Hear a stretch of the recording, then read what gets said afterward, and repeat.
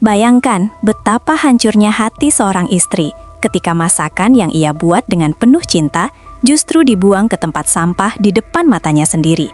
Dianggap aib yang tak pantas menginjakan kaki di rumah mewah itu. Namun, takdir memutar roda kehidupan dengan cara yang paling mengejutkan dan menyayat hati. Ketika sang ibu mertua yang dulu begitu angkuh, tiba-tiba jatuh lumpuh dan dicampakkan oleh anak-anak emasnya yang hanya peduli pada warisan, justru menantu yang paling dibencinya lah yang datang membasuh lukanya tanpa dendam sedikit pun. Puncaknya adalah momen yang akan membuat siapapun merinding, di mana sang ibu dengan sisa tenaganya berteriak membela menantu yang dulu ia hina. Bahkan tega mengusir anak kandungnya sendiri demi melindungi wanita yang kini menjadi satu-satunya permata di hatinya. Sebelum kita menyelami kisah yang penuh air mata dan pelajaran hidup ini, kami ingin tahu dari mana saja asal teman-teman semua yang sedang menonton saat ini. Silahkan tulis nama kota kalian di kolom komentar ya, agar kita bisa saling menyapa dan mengenal lebih dekat satu sama lain dalam keluarga besar channel ini. Pagi itu, udara di dapur terasa begitu menyesakan, bukan karena asap masakan, melainkan karena kehadiran sosok wanita parubaya yang berdiri kaku di ambang pintu dengan tatapan setajam sembilu yang menghunus tepat ke arahku. Aku baru saja menyelesaikan masakan kesukaan Mas Bayu, suamiku. Sebuah sup buntut yang sudah kusiapkan sejak subuh dengan penuh cinta dan harapan agar hari ini bisa berjalan sedikit lebih damai dari biasanya. Namun harapan itu hancur berkeping-keping hanya dalam hitungan detik ketika ibu mertua melangkah maju dan tanpa berkata apa-apa langsung mengangkat panci panas itu lalu menumpahkan seluruh isinya ke dalam tempat sampah besar di sudut ruangan. Bunyi dentingan logam yang beradu dengan tong sampah plastik terdengar seperti ledakan di telingaku, membuat jantungku berhenti berdetak sejenak, sementara uap panas dari kuah yang terbuang sia-sia mengepul ke udara, membawa aroma rempah yang kini terasa menyakitkan.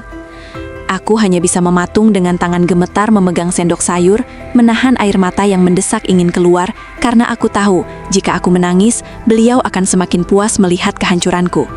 Beliau menatapku dengan jijik, seolah aku adalah kotoran yang menempel di lantai porselen rumah mewahnya, lalu berdesis pelan namun penuh racun mengatakan bahwa dapur ini terlalu bagus untuk disentuh oleh tangan perempuan kampungan sepertiku, yang menurutnya tidak pantas bersanding dengan putranya yang seorang direktur.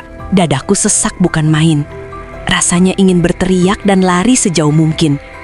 Tapi aku ingat wajah lelah Mas Bayu yang selalu memintaku bersabar.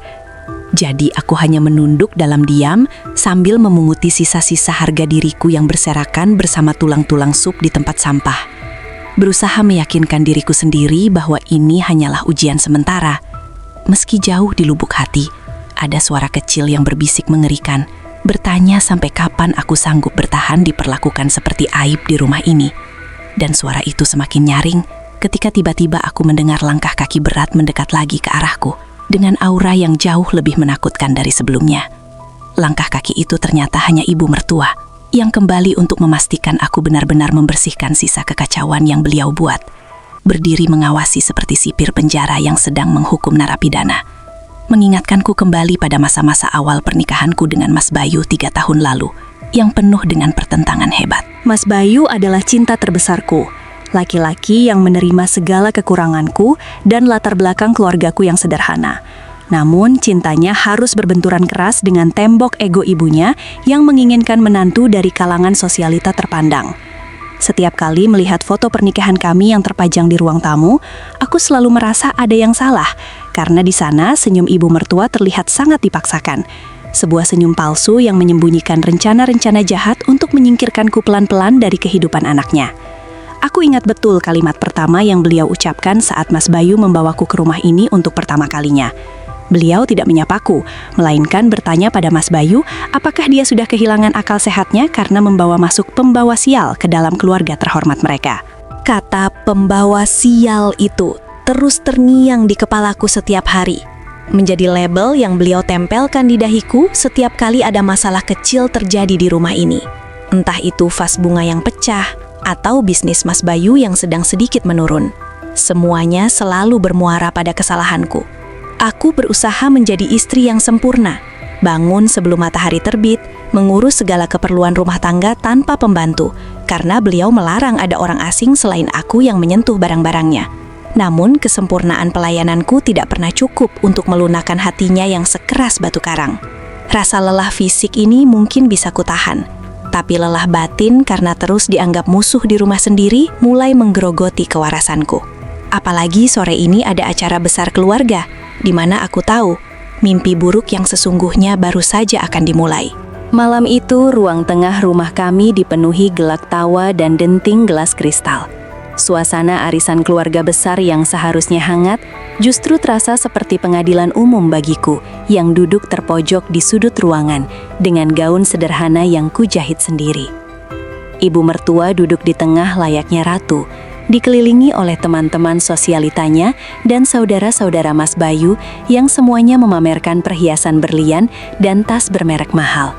Sementara aku hanya bisa menunduk menyembunyikan tanganku yang kasar karena pekerjaan rumah tangga.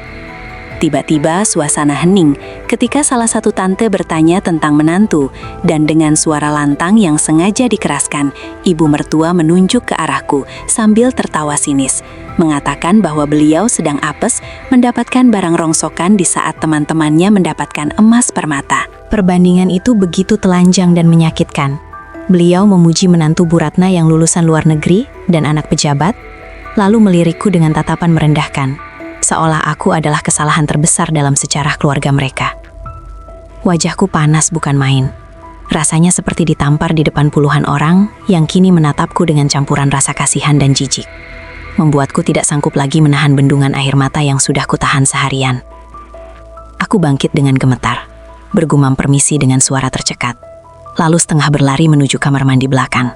Satu-satunya tempat di mana aku bisa menumpahkan tangis tanpa terlihat lemah di depan Mas Bayu, yang saat itu sedang sibuk melayani tamu di halaman depan. Di dalam kamar mandi yang sempit itu, aku menatap pantulan wajahku di cermin. Bertanya-tanya, apakah aku memang seburuk itu? Apakah cintaku pada Mas Bayu sepadan dengan penghinaan yang menginjak-injak harga diriku setiap detik? Hingga tiba-tiba pintu kamar mandi digedor dengan sangat keras dari luar, disertai teriakan panik yang membuat darahku berhenti mengalir seketika. Gedoran di pintu itu bukan berasal dari ibu mertua yang ingin memarahiku lagi, melainkan dari asisten rumah tangga paruh waktu yang wajahnya pucat pasi, memberitahu dengan napas tersengal bahwa sesuatu yang mengerikan telah terjadi di ruang tengah tepat setelah aku berlari pergi. Aku segera menghapus air mata dan bergegas keluar, mendapati pemandangan yang membuat seluruh ruangan menjadi hening mencekam. Sosok ibu mertua yang tadi begitu gagah dan sombong, kini tergeletak miring di atas sofa bludru mahalnya, dengan mulut yang sedikit mencong dan tubuh yang kaku tidak bergerak.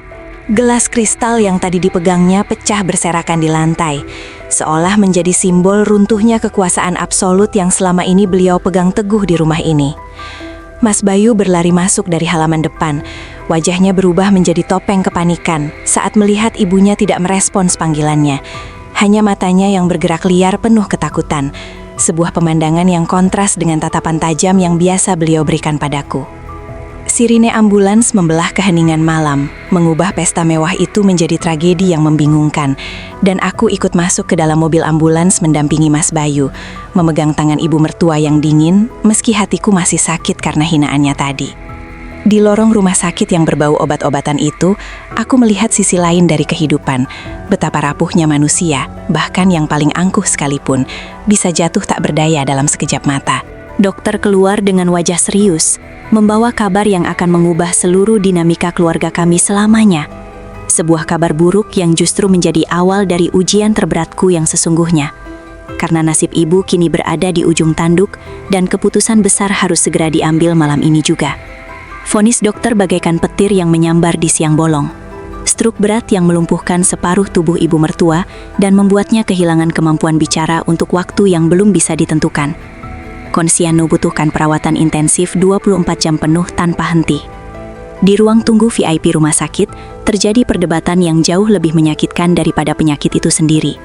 Ketika kakak ipar pertama dan kedua, anak-anak emas yang selama ini selalu dibanggakan ibu, mulai saling melempar alasan klise untuk menghindari tanggung jawab merawat ibu kandung mereka sendiri. Kakak ipar pertama beralasan bisnisnya sedang sibuk, dan istrinya tidak biasa mengurus orang sakit. Sementara kakak ipar kedua berdalih rumahnya terlalu kecil dan anak-anaknya masih balita, sehingga tidak mungkin membawa ibu yang lumpuh ke sana. Aku duduk di samping Mas Bayu yang menunduk lesu, melihat betapa hancurnya hati suamiku menyaksikan saudara-saudaranya yang dulu selalu dimanja dengan uang dan fasilitas mewah oleh ibu, kini justru membuang muka saat ibu membutuhkan mereka. Mereka bahkan menyarankan agar ibu ditaruh di panti jompo mahal dengan dalih perawatan profesional. Padahal aku tahu itu hanya cara halus untuk membuang beban, agar hidup mereka tetap nyaman tanpa gangguan. Kemunafikan mereka membuat perutku mual. Teringat bagaimana ibu selalu membandingkanku dengan mereka, menyanjung mereka setinggi langit dan menginjakku ke dasar bumi. Namun kini kenyataan pahit terbentang jelas di depan mata. Suasana semakin memanas ketika dokter meminta keputusan segera siapa yang akan menjadi penanggung jawab perawatan di rumah. Dan ruangan itu mendadak hening. Semua mata tertuju ke arah lantai. Tidak ada satupun yang berani mengangkat wajah. Hingga akhirnya sebuah keberanian gila merasuki diriku, mendorongku untuk melakukan sesuatu yang akan membuat semua orang terbelalak tak percaya. Dalam keheningan yang menyesakan itu, aku mengangkat tanganku perlahan, dan dengan suara yang bergetar namun tegas, aku mengatakan bahwa ibu akan tinggal bersama kami, dan akulah yang akan merawatnya di rumah. Mas Bayu menoleh cepat ke arahku dengan mata terbelalak, seolah tidak percaya bahwa istri yang baru saja dihina habis-habisan di depan umum, kini bersedia mengorbankan hidupnya untuk merawat sang penyiksa. Sementara kakak-kakak iparku langsung menghembuskan napas lega yang terdengar sangat tidak sopan. Bahkan ada seulas senyum licik di wajah istri kakak ipar pertama karena beban berat itu telah pindah ke pundakku. Mereka segera memuji-muji kebaikanku dengan kata-kata manis yang terasa palsu. Menyebutku sebagai malaikat, padahal aku tahu dalam hati mereka mentertawakanku sebagai orang bodoh yang mau repot mengurus orang tua lumpuh. Mas Bayu menggenggam tanganku erat. Matanya berkaca-kaca membisikkan kata terima kasih. Tapi aku bisa melihat kekhawatiran besar di sana. Dia tahu betul bagaimana ibunya memperlakukanku selama ini dan dia takut aku akan hancur. Namun, keputusanku sudah bulat. Bukan karena aku ingin mencari muka atau harta, melainkan karena aku tidak tega melihat seorang ibu dibuang oleh anak-anaknya sendiri. Sejahat apapun ibu itu padaku. Proses kepulangan ibu dari rumah sakit menjadi awal dari neraka baru di rumah kami. Kamar tamu di lantai bawah disulap menjadi kamar rawat. Dan saat tandu ibu didorong masuk, aku melihat matanya menatapku. Bukan tatapan terima kasih yang kudapatkan, melainkan sorot mata penuh amarah dan penolakan. Seolah beliau lebih memilih mati daripada harus bergantung pada menantu yang paling dibencinya. Dan saat aku mencoba membenarkan selimutnya, beliau menepis tanganku dengan sisa tenaga yang ada. Sebuah isyarat perang dingin yang baru saja dimulai. Hari-hari pertama merawat ibu di rumah adalah siksaan fisik dan batin yang jauh lebih berat dari yang pernah kubayangkan. Karena meskipun tubuhnya lumpuh separuh, kebencian di hatinya tampaknya masih utuh sempurna dan bahkan semakin membara karena rasa tidak berdaya yang beliau alami. Setiap kali aku menyuapi nyawakan, ibu akan mengatupkan mulutnya rapat-rapat atau sengaja menyemburkan bubur itu ke wajahku, membuatku harus membersihkan kekacauan itu berkali-kali sambil menahan air mata agar tidak jatuh di depannya. Beliau menolak disentuh olehku saat Jamandi tiba, mengerang dan memukulkan tangan sehatnya ke arahku, membuat proses memandikan yang seharusnya hanya 10 menit menjadi pertarungan 1 jam yang menguras seluruh tenagaku. Aku tidur di kasur lipat di lantai samping tempat tidurnya, terjaga setiap 2 jam sekali karena beliau sering membuat suara-suara gaduh atau memukul-mukul sisi tempat tidur hanya untuk memastikan aku tidak bisa istirahat dengan tenang, seolah beliau ingin menghukumku atas nasib buruk yang menimpanya. Tubuhku mulai kurus kering, lingkaran hitam di bawah mataku semakin jelas, dan bau minyak angin serta obat-obatan kini menjadi parfum sehariku, menggantikan wangi sabun yang dulu kusukai. Mas Bayu sering menangis diam-diam melihat kondisiku, menawarkan untuk menyewa perawat. Tapi kami tidak punya cukup uang, karena biaya pengobatan ibu sudah sangat besar dan kakak-kakak ipar lepas tangan soal biaya. Aku mencoba bersabar, mengingat bahwa beliau sedang sakit. Tapi kesabaran manusia ada batasnya. Dan batas itu terasa semakin dekat. Ketika suatu pagi beliau melakukan sesuatu yang benar-benar menguji kewarasanku sebagai manusia. Membuatku bertanya-tanya, Apakah ada sedikit saja rasa kemanusiaan yang tersisa di dalam hatinya untukku? Pagi itu kelelahanku sudah mencapai puncaknya. Setelah 3 malam berturut-turut tidak tidur karena ibu terus gelisah. Kepalaku berdenyut hebat dan pandanganku berkunang-kunang saat aku membawa mangkuk berisi bubur ayam panas ke kamarnya. Aku duduk di tepi ranjang dengan senyum yang kupaksakan, membujuknya untuk makan agar bisa minum obat. Namun ibu menatapku dengan tatapan nyalang, penuh kebencian yang tidak beralasan. Lalu saat aku menyodorkan sendok ke mulutnya, tiba-tiba tangan sehatnya bergerak cepat menepis mangkuk itu dengan keras. Bubur panas itu tumpah seluruhnya ke lengan dan dadaku. Rasa panas yang menyengat kulit membuatku memekik kesakitan. Sementara mangkuk keramiknya pecah berkeping-keping di lantai, menciptakan kekacauan yang mengerikan. Aku berdiri gemetar, membersihkan bubur panas dari kulitku yang mulai melepuh merah. Napasku memburu menahan amarah yang meledak-ledak di dada. Ingin rasanya aku berteriak memaki dan meninggalkan wanita tua ini sendirian dalam kotorannya. Ibu tidak menunjukkan penyesalan sedikit pun. Beliau justru memalingkan wajah ke jendela dengan angkuh, seolah aku pantas mendapatkan siraman air panas itu. Aku lari ke dapur, menyalakan keran air untuk mendinginkan luka bakarku, sambil menangis terseduh-seduh tanpa suara, menggigit bibirku sampai berdarah. Karena rasa sakit di hati jauh lebih perih daripada luka di kulitku. Di saat itulah setan berbisik di telingaku untuk menyerah saja, untuk pergi meninggalkan rumah ini dan membiarkan ibu membusuk sendirian. Tapi saat aku sedang berperang dengan batin sendiri, mataku menangkap sebuah kotak kardus tua di atas lemari dapur yang terbuka sedikit, menampakkan ujung sebuah album foto lama yang selama ini disembunyikan. Sebuah benda yang tanpa sengaja akan membuka tabir rahasia masa lalu ibu. Didorong rasa penasaran dan keinginan untuk mengalihkan pikiran dari rasa sakit, aku mengambil kotak berdebu itu dan membuka album foto tua yang kertasnya sudah menguning dimakan usia. Lembar demi lembar menampilkan foto hitam putih seorang wanita muda yang cantik, namun memiliki sorot mata yang sangat sedih. Itu adalah foto-foto masa muda ibu mertua. Namun yang mengejutkanku bukanlah kecantikannya, melainkan situasi yang tergambar di sana. Ibu terlihat sedang mencuci baju di sungai, memasak di dapur kayu yang reot, dan di salah satu foto ia terlihat duduk bersimpuh di lantai, sementara seorang wanita tua lain duduk di kursi tinggi, persis seperti posisiku sekarang. Ada catatan kecil di balik foto itu dengan tulisan tangan ibu yang masih rapi berbunyi, "Tahun kelima, masih dianggap orang asing di rumah suami." Sebuah kalimat pendek yang menghantam dadaku dengan keras. Ternyata, ibu mertua yang selama ini begitu kejam dan sombong padaku, dulunya juga pernah menjadi menantu miskin yang ditindas dan dihina oleh mertuanya sendiri. Beliau adalah korban yang kemudian berubah menjadi pelaku karena tidak pernah sembuh dari lukanya. Pola menyedihkan ini terus berulang. Rasa sakit yang beliau terima di masa lalu telah membekukan hatinya, membuatnya percaya bahwa satu-satunya cara untuk dihargai adalah dengan menjadi keras dan menindas orang lain yang posisinya lebih lemah. Penemuan ini tidak menghapus rasa sakit akibat siraman bubur tadi, tapi memberiku kacamata baru untuk melihatnya.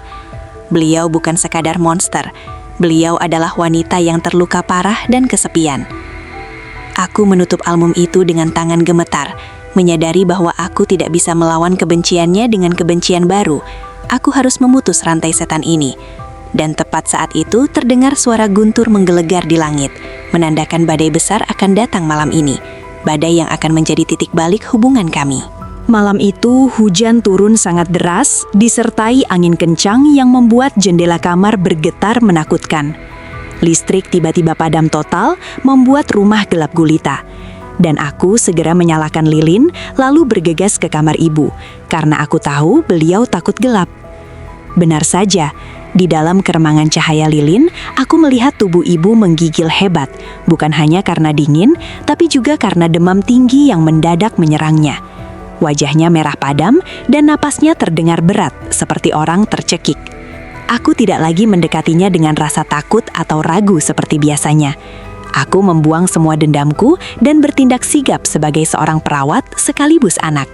Mengompres dahinya, membalurkan minyak hangat ke dada dan kakinya dengan pijatan lembut namun tegas.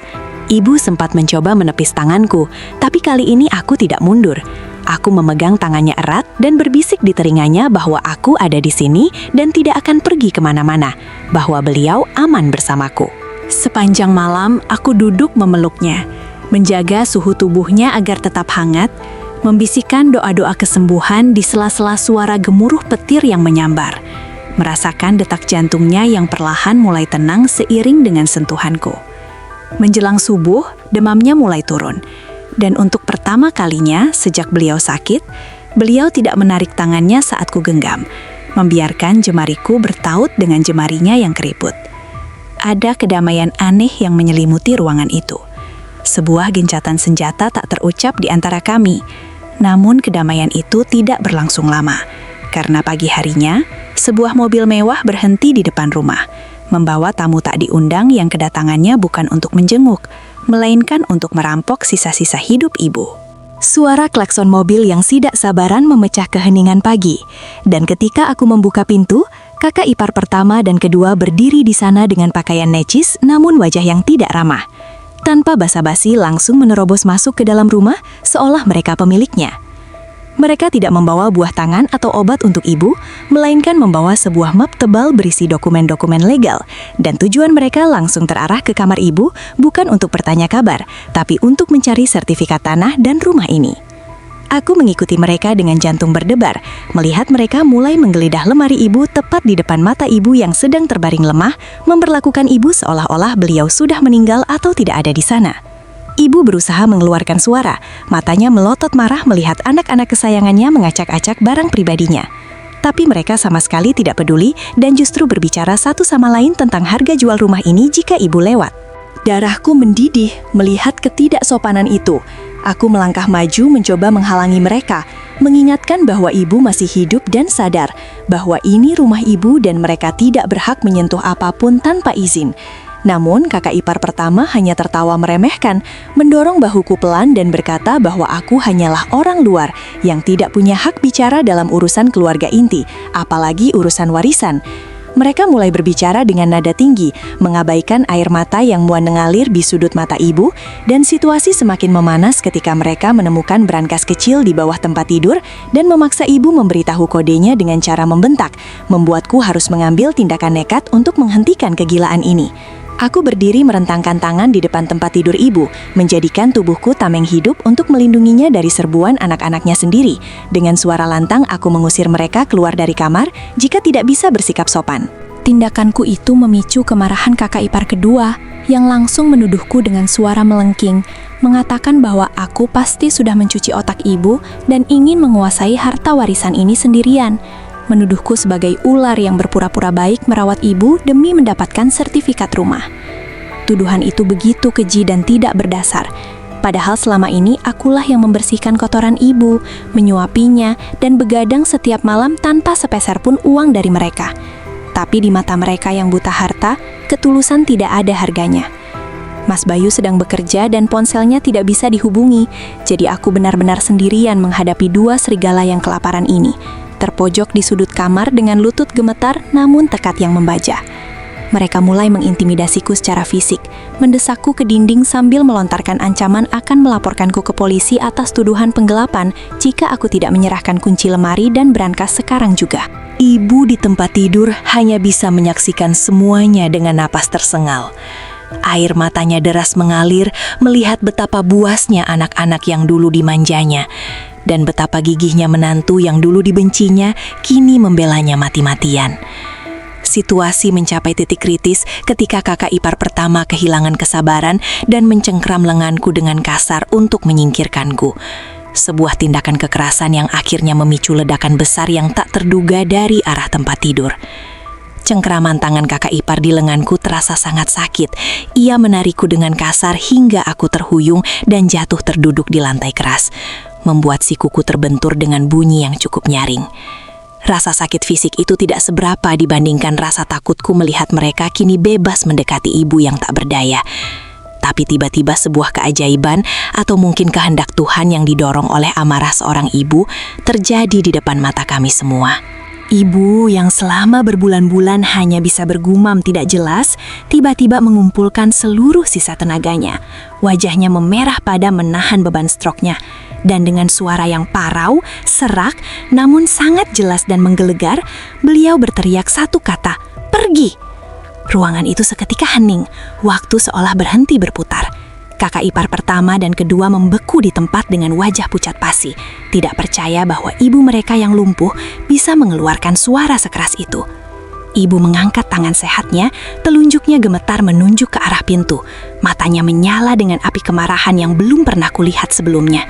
Bukan ditujukan padaku, tapi pada anak-anak kandungnya sendiri. Beliau berusaha bicara lagi, terbata-bata namun syarat makna. "Jangan sentuh dia," sambil menatap ke arahku yang masih terduduk di lantai. Sebuah pembelaan mutlak yang membuat duniaku berputar. Kakak-kakak ipar yang tadinya garang kini menciut seperti kerupuk disiram air. Mereka saling pandang dengan ketakutan, menyadari bahwa mereka telah membangunkan macan tidur dan kehilangan dukungan dari satu-satunya orang yang memegang kuasa atas harta yang mereka incar. Diusir langsung oleh ibu mereka sendiri, membuat nyali kakak-kakak ipar hancur. Mereka mundur teratur dengan gumaman alasan yang tidak jelas, lalu bergegas keluar dari rumah seperti pencuri yang ketahuan, meninggalkan jejak kepanikan dan rasa malu. Setelah suara mobil mereka menjauh, keheningan kembali menyelimuti kamar itu. Tapi kali ini suasananya berbeda, terasa sangat berat dan emosional. Aku bangkit perlahan, mengabaikan rasa sakit di sikuku dan mendekat ke tepi ranjang, melihat ibu yang kini terkulai lemas setelah ledakan energinya tadi. Napasnya memburu dan air mata membasahi bantalnya. Aku mengambil tisu untuk mengusap air matanya, dan saat tanganku menyentuh pipinya, ibu tidak menepis. Justru beliau memiringkan wajahnya mengejar sentuhan tanganku, lalu menatap mataku lekat-lekat dengan tatapan yang sudah kehilangan seluruh keangkuhannya. Bibirnya bergetar, dan dengan suara lirih yang nyaris tak terdengar, beliau mengucapkan satu kata yang meruntuhkan seluruh tembok pertahanan yang selama ini kubangun. "Maaf." Satu kata itu, sederhana namun sangat berat, menghapus tahun-tahun penuh penghinaan, menghapus rasa sakit hatiku, dan membuatku menangis terseduh-seduh sambil memeluk tubuh ringkihnya. Kami menangis bersama. Dua perempuan yang pernah bermusuhan, kini disatukan oleh rasa sakit dan pengampunan. Di kamar yang menjadi saksi bisu runtuhnya ego dan lahirnya kasih sayang yang sesungguhnya. Hari itu menjadi titik balik di mana aku tidak lagi merawatnya karena kewajiban, tapi karena cinta yang tulus. Namun tantangan belum selesai, karena pemulihan ibu baru saja akan dimulai dengan semangat yang baru. Sejak kejadian pengusiran itu, suasana rumah berubah 180 derajat, menjadi hangat dan penuh kehidupan, seolah awan mendung yang selama bertahun-tahun menaungi atap kami telah sirna disapu angin pengampunan. Ibu menjadi sosok yang sangat berbeda. Beliau menjadi penurut, lembut, dan semangatnya untuk sembuh berkobar menyala-nyala, karena beliau ingin membuktikan sesuatu pada anak-anaknya yang durhaka. Setiap pagi aku melatihnya berjalan di taman belakang, memapah tubuhnya yang berat dengan sabar, dan setiap langkah kecil yang beliau buat disambut dengan sorak-sorai kecil kami berdua, seperti ibu yang mengajari anaknya berjalan. Kemajuannya sangat pesat, jauh melampaui prediksi dokter. Karena kini hati ibu sudah ringan, tanpa beban kebencian. Bahkan beliau mulai sering tersenyum dan memuji masakanku. Sesuatu yang dulu mustahil terjadi, meski matahari terbit dari barat. Hubungan kami menjadi sangat dekat, layaknya ibu dan anak kandung. Kami sering menghabiskan sore dengan menyisir rambutnya, sambil bercerita tentang masa kecilku. Dan beliau mendengarkan dengan antusias, tanpa ada lagi tatapan merendahkan. Mas Bayu sering pulang kerja dan mendapati kami sedang tertawa bersama di teras. Pemandangan yang membuatnya menangis bahagia, karena doa-doanya selama ini akhirnya terkabul. Namun, kabar kesembuhan ibu yang ajaib ini rupanya sampai ke telinga kakak-kakak ipar. Dan seperti semut yang mencium bau gula, mereka mulai merencanakan strategi baru untuk kembali mengambil hati ibu demi harta warisan yang mereka takutkan akan melayang ke tanganku sepenuhnya. Benar saja dugaan burukku. Seminggu kemudian, kakak ipar pertama dan kedua datang lagi. Tapi kali ini penampilan mereka berubah total. Mereka membawa keranjang buah impor yang besar, wajah dipenuhi senyum manis yang dibuat-buat, dan nada bicara yang sangat santun seolah kejadian pengusiran waktu itu tidak pernah terjadi. Mereka mencoba masuk ke kamar ibu dengan gaya anak berbakti, memanggil-manggil ibu sayang dengan nada yang membuat perutku mual, dan berusaha menyuapi ibu buah potong yang mereka bawa. Namun reaksi ibu sungguh di luar dugaan mereka. Beliau tidak marah atau berteriak, melainkan memberikan respon dingin yang membekukan. Beliau memalingkan wajah, menutup mulut rapat-rapat, dan dengan tenang menunjuk ke arahku yang berdiri di pintu. Hanya dia, ucap ibu pelan tapi tajam, menegaskan bahwa hanya aku yang boleh menyentuh dan mengurusnya. Penolakan halus namun tegas ini jauh lebih menyakitkan bagi mereka daripada amarah, karena ini menunjukkan bahwa pintu hati ibu sudah tertutup rapat untuk kemunafikan mereka. Mereka mencoba membujuk, bahkan salah satu istri kakak ipar mulai menangis buaya mengatakan mereka rindu ibu. Tapi ibu tetap bergeming, matanya hanya menatap lurus ke depan, kosong tanpa emosi untuk mereka. Akhirnya mereka menyerah dan duduk di ruang tamu dengan wajah masam, menyadari bahwa strategi anak manis mereka gagal total. Sementara aku dengan tenang masuk menyuapi ibu yang langsung membuka mulutnya lebar-lebar untukku. Sebuah kemenangan kecil yang terasa sangat manis, namun aku tahu mereka tidak akan berhenti sampai di sini. Pasti akan ada upaya terakhir di acara keluarga besar minggu depan. Hari yang ditunggu-tunggu tiba. Acara ulang tahun pernikahan emas salah satu kerabat jauh yang mengundang seluruh keluarga besar. Momen yang tepat bagi kakak-kakak ipar untuk memamerkan bakti palsu mereka di depan umum. Mereka bersikeras ingin mendorong kursi roda ibu masuk ke gedung acara. Ingin terlihat sebagai anak yang saleh di depan para tamu undangan. Tapi lagi-lagi ibu menepis tangan mereka dan memanggilku untuk mendorongnya. Saat kami memasuki ruangan pesta, semua mata tertuju pada ibu yang terlihat segar dan cantik meski di kursi roda. Dan bisik-bisik tetangga mulai terdengar, memuji betapa hebatnya anak-anaknya merawat beliau. Di tengah acara, saat sesi sambutan, tiba-tiba ibu meminta mikrofon, membuat panitia dan kakak-kakak ipar kaget dan panik, takut ibu akan bicara melantur karena struknya. Namun dengan tangan gemetar memegang mic, ibu berbicara dengan kalimat yang terbata namun cukup jelas didengar semua orang. Saya bisa ada di sini, bukan karena anak-anak hebat saya yang kaya raya. Beliau berhenti sejenak, menatap tajam ke arah kakak-kakak ipar yang wajahnya mulai pucat, lalu mengarahkan pandangannya padaku dengan senyum tulus. Tapi karena menantu yang dulu saya sia-siakan, dialah satu-satunya anak saya saat saya jatuh. Pengakuan terbuka di depan ratusan orang itu bagaikan bom atom yang meledakkan citra palsu kakak-kakak ipar. Wajah mereka merah padam menahan malu yang luar biasa. Sementara para tamu bertepuk tangan gemuruh sambil menatapku dengan hormat. Hari itu di depan dunia, ibu membersihkan namaku dari segala fitnah dan mengangkat derajatku ke tempat yang paling tinggi.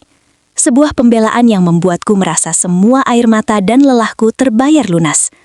Tapi kejutan terindah dari Tuhan ternyata masih disimpan untuk episode kehidupan kami selanjutnya. Beberapa bulan setelah kejadian itu, kondisi ibu semakin membaik. Hingga beliau sudah bisa duduk tegak dan kami memutuskan untuk pergi jalan-jalan berdua ke taman kota di pagi yang cerah. Sesuatu yang dulu hanya ada dalam angan-angan liarku. Di bawah sinar matahari pagi yang hangat, ibu memintaku berhenti di dekat danau. Lalu beliau memegang tanganku dan menatapku dengan mata yang berkaca-kaca.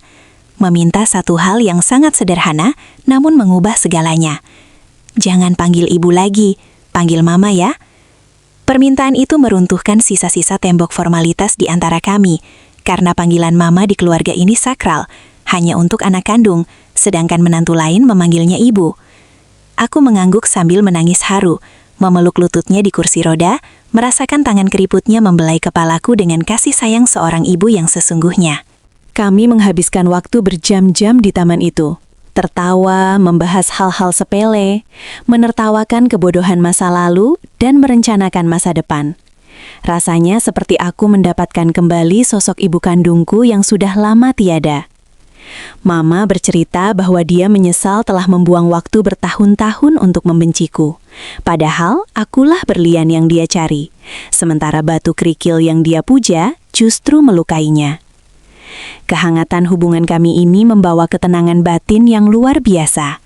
Dan mungkin karena ketenangan itulah, tubuhku merespon dengan cara yang ajaib, memberikan tanda-tanda kehidupan baru yang sudah lama kami nantikan, namun tak kunjung datang selama masa-masa stres dulu. Pagi itu aku merasa mual hebat saat sedang menyiapkan sarapan. Kepalaku pusing dan penciumanku menjadi sangat sensitif terhadap bau bawang goreng. Gejala yang membuat jantungku berdebar kencang, penuh harap. Dengan tangan gemetar, aku melakukan tes mandiri di kamar mandi. Dan ketika 2 garis merah tegas muncul di alat tes itu, aku menjerit tertahan, menutup mulutku tak percaya bahwa keajaiban ini akhirnya datang setelah bertahun-tahun menunggu. Aku berlari keluar menemui Mas Bayu dan Mama yang sedang menonton TV, menunjukkan benda kecil itu dengan air mata bercucuran. Mas Bayu langsung sujud syukur, memelukku erat. Tapi reaksi Mama lah yang paling membuatku terharu. Beliau menangis histeris karena bahagia, mencium perutku berkali-kali, seolah itu adalah harta karun paling berharga di dunia. Berita kehamilanku menjadi obat paling ampuh bagi Mama. Semangat hidupnya melonjak drastis. Beliau bertekad harus sembuh total dan bisa berjalan lagi karena ingin menggendong cucu dari menantu kesayangannya. Mama tidak akan mati sebelum melihat anakmu lahir, ucapnya tegas. Dan janji itu beliau buktikan dengan latihan fisik yang semakin keras setiap harinya. Rumah kami kini dipenuhi aura kebahagiaan yang meluap-luap. Tidak ada lagi jejak kesedihan atau konflik. Kakak-kakak ipar sudah tidak berani lagi mengganggu karena takut pada kemarahan Mama dan rasa malu mereka sendiri. Namun di balik semua kebahagiaan ini, aku menyadari bahwa perjalanan ini akan segera sampai pada puncaknya. Sebuah perayaan kehidupan yang akan menutup lembaran kelam masa lalu kami dengan sempurna. Hari ini adalah perayaan ulang tahun Mama yang ke-65. Bukan di gedung mewah seperti dulu, tapi di halaman belakang rumah kami yang asri, dihadiri oleh orang-orang yang tulus mencintainya. Tanpa kemewahan yang berlebihan, tapi penuh dengan kehangatan. Mama duduk di kursi utama, bukan lagi di kursi roda, melainkan di kursi taman biasa, karena beliau sudah bisa berjalan meski masih perlahan dengan tongkat. Sebuah kemajuan yang merupakan mujizat nyata dari kekuatan cinta. Aku yang sedang hamil besar duduk di sampingnya, dan Mama tidak henti-hentinya mengusap perut buncitku, memperkenalkanku pada setiap tamu sebagai putriku, bukan lagi menantu. Di momen tiup lilin, Mama tidak meminta harapan untuk dirinya sendiri, melainkan memegang tanganku dan Mas Bayu, lalu berkata di depan semua orang bahwa pelajaran terbesar dalam hidupnya bukanlah tentang seberapa banyak harta yang dikumpulkan, tapi tentang siapa yang tetap menggenggam tanganmu saat kamu tidak punya apa-apa. Beliau menatapku dengan mata yang basah oleh air mata bahagia, berterima kasih karena aku telah membalas kebenciannya dengan kesabaran, membalas air tuba dengan air susu, dan mengajarkannya arti keluarga yang sebenarnya. Aku tersenyum, menyadari bahwa badai besar yang dulu nyaris menghancurkanku, kini telah berlalu, digantikan pelangi yang indah. Aku yang dulu dianggap aib dan sampah, kini menjadi permata paling berharga di hati mertuaku. Pesan untuk kalian semua, jangan pernah lelah berbuat baik meski dibalas jahat. Karena kelembutan hati adalah senjata terkuat yang bisa melunakkan batu sekeras apapun. Dan pada akhirnya, ketulusan akan selalu menemukan jalan kemenangannya sendiri yang indah dan bermartabat.